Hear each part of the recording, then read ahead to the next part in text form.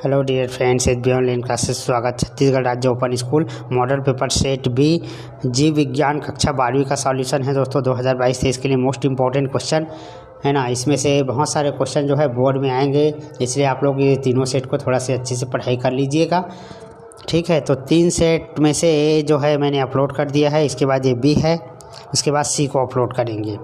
तो पहला प्रश्न है, देख लीजिए, वस्तुनिष्ठ प्रश्न। इनके बीज सदैव फलों के अंदर बंद रहा करते हैं।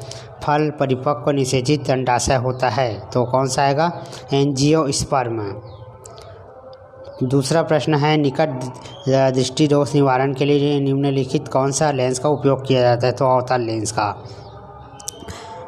क्लाइनफेल्टर सिंड्रोम लक्षण वाले नर में गुणसूत्र की संख्या कितनी होती है? तो यहाँ पर नीचे में लिखा है 47 + XY। यौन संचारित रोग निम्न में से हैं? सुजाक। BCG का पूरा नाम क्या है? तो BCG का नाम है बैसिलो कैलगेट ग्यूरिन। रिक्त स्थान की पूर्ति करें। मूसला जड़ का परिवर्तन खाली स्थान से होता है, तो मूलांकुर से। निम्न ताप उपचार जिसमें फूल का बनना प्रेरित होता है क्या कहलाता है? वसंतीकरण। अनुवांशिकी अभियांत्रिकों को पुनर्योज DNA प्रौद्योगिकी भी कहा जाता है। वातावरण में अवांछित पदार्थ की उपस्थिति को क्या कहते हैं? प्रदूषण। दूध से दही रूपांतरण में लैक्टोबैसिलस जीवाणु के कारण होता है। उचित संबंध जोड़िए। द्विनामकरण। एंटॉन वान ल्यूएनहॉक सूक्ष्मदर्शी का आविष्कार। मानव के अंग यूरिया बनता है। प्रतिरक्षी जैविक के जनक। मानव के अग्नाशय में इंसुलिन, ठीक है। और सभी का आंसर मैंने यहाँ पर लिख दिया है, आप लोग नोट कर सकते हैं। रेड कलर का आंसर है। प्रश्न 2, निम्न के वैज्ञानिक नाम लिखिए। तो आम का होता है मैग्नीफेरा इंडिका। मानव का होता है होमो सेपियंस। प्रश्न 3 है, संघ आर्थोपेडा के 2 मुख्य लक्षण लिखिए। तो आर्थोपेडा के प्रमुख लक्षण होते हैं, इनका सिर, वक्ष और उदर में बटा रहता है। शरीर के चारों ओर एक खोल जैसी संरचना मिलती है। जाइलम व फ्लोएम के कार्य लिखिए। तो फ्लोएम के कार्य है, यह पादप उत्तक पत्तियों द्वारा निर्मित भोजन को पौधे के विभिन्न भागों में स्थानांतरित करता है। जाइलम के कार्य, यह पादप उत्तक जल एवं उसमें घुले हुए खनिज लवण को जड़ से पौधों के विभिन्न भागों तक पहुँचाता है। हीमोग्लोबिन का क्या कार्य होता है? हीमोग्लोबिन एक नाइट्रोजन या ऑक्सीजन वाहक है और फलीदार पौधों के मूल पिंडों में पाया जाने वाला नाइट्रोजन स्थिरीकरण हेमोप्रोटीन है। श्वसनी शोध, ब्रोंकाइटिस और दमा अस्थमा में रोग में क्या अंतर है?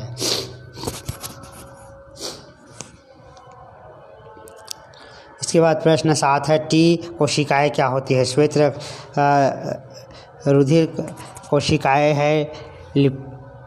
लिम्फोसाइट्स शरीर प्रतिरक्षात्मक तंत्र की मुख्य कोशिकाएं होती है। यह शरीर प्रतिरक्षात्मक तंत्र की 2 प्रकार होती है, जिन्हें बी कोशिका और टी कोशिका कहते हैं।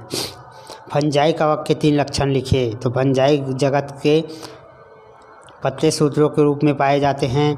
दूसरा, कवक तंतु सतत नलिकार होते हैं।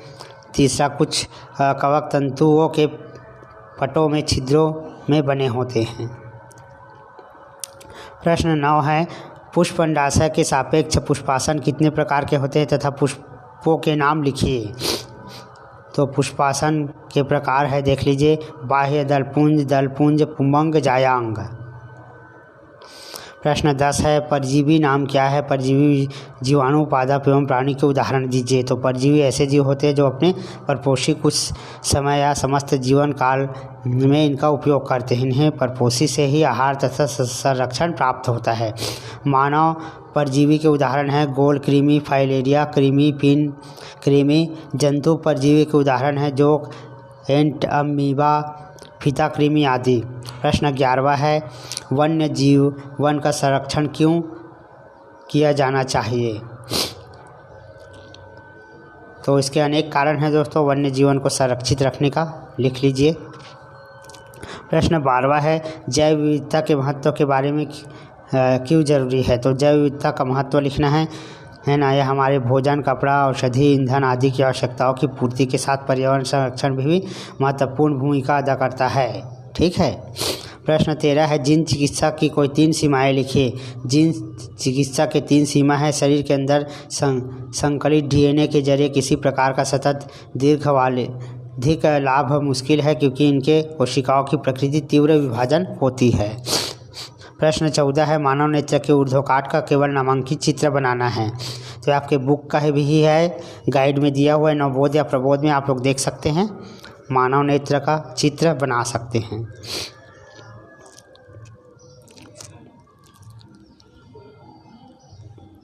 बाद अथवा है, मनुष्य के कान की आंतरिक संरचना का केवल नामांकित चित्र बनाइए।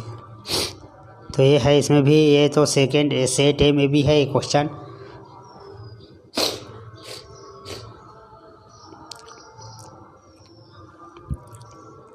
हर्शे व चेज ने कैसे सिद्ध किया कि डीएनए ही आनुवांशिक पदार्थ है। तो इसको नोट कर लीजिए दोस्तों।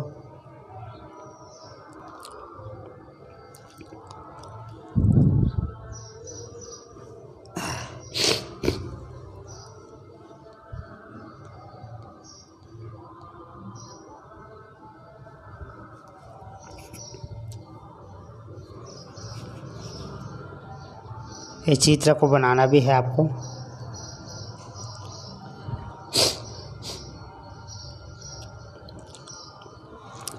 इसके बाद है, आनुवांशिकी अभियांत्रिकी के क्या लाभ है।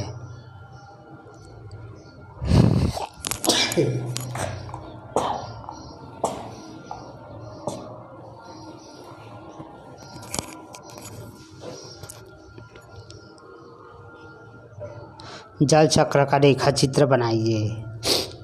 तो जल चक्र का रेखा चित्र बना लीजिएगा।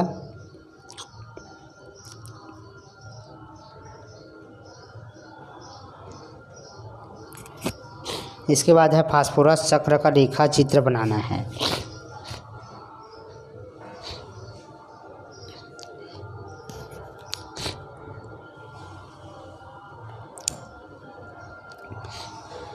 धमनी और शिरा में कोई 5 अंतर लिखना है। तो धमनी और शिरा में 5 अंतर निम्नलिखित है। शरीर को हृदय से दूर ले जाती है, जबकि यह रुधिर को हृदय की ओर ले जाती है। धमनी जो है मध्य कांचुक मोटी होती है ना। शिरा का मध्य कंचुक अपेक्षाकृत पतला होता है। धमनी में अर्धचंद्राकार कपाट नहीं होते हैं, इसमें अर्धचंद्राकार कपाट थोड़े थोड़े अंतराल में मौजूद होते हैं। रुधिर और लेसिका में अंतर, तो इसका रंग लाल होता है, यह रंगहीन है। यह तीव्रता से प्रवाहित होता है, यह बहुत धीमा गति से प्रवाहित होता है। यौन संचारित रोगों के संचारण के नियंत्रण के सामान्य विधियों को लिखिए। तो आपके गाइड में दिया हुआ है, नवबोध या प्रबोध में देख लीजिएगा, सेम आंसर है।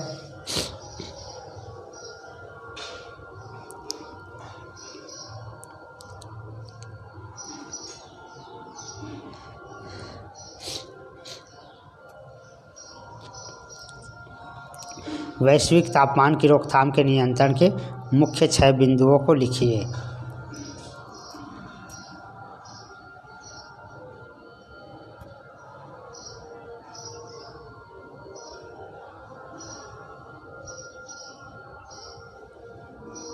उन्नीस, संक्षिप्त टिप्पणी लिखिए। वाष्पोत्सर्जन में रंध्र की भूमिका, बिंदु स्राव, वाष्पोत्सर्जन का महत्व, वाष्पोत्सर्जन के कारक। तो सब पर टिप्पणी लिखा गया है दोस्तों, नोट कर सकते हैं।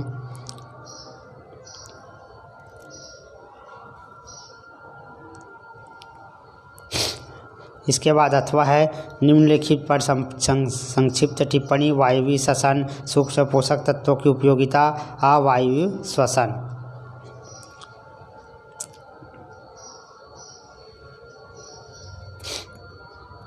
तो इस प्रकार सेट बी के क्वेश्चन आंसर कंप्लीट हो जाते हैं, है ना। इसके बाद सेट सी का देखेंगे दोस्तों, है ना। यदि इंग्लिश मीडियम में चाहिए होगा तो कमेंट ज़रूर करना, क्योंकि अभी इसका इंग्लिश मीडियम मैं नहीं बनाया हूँ।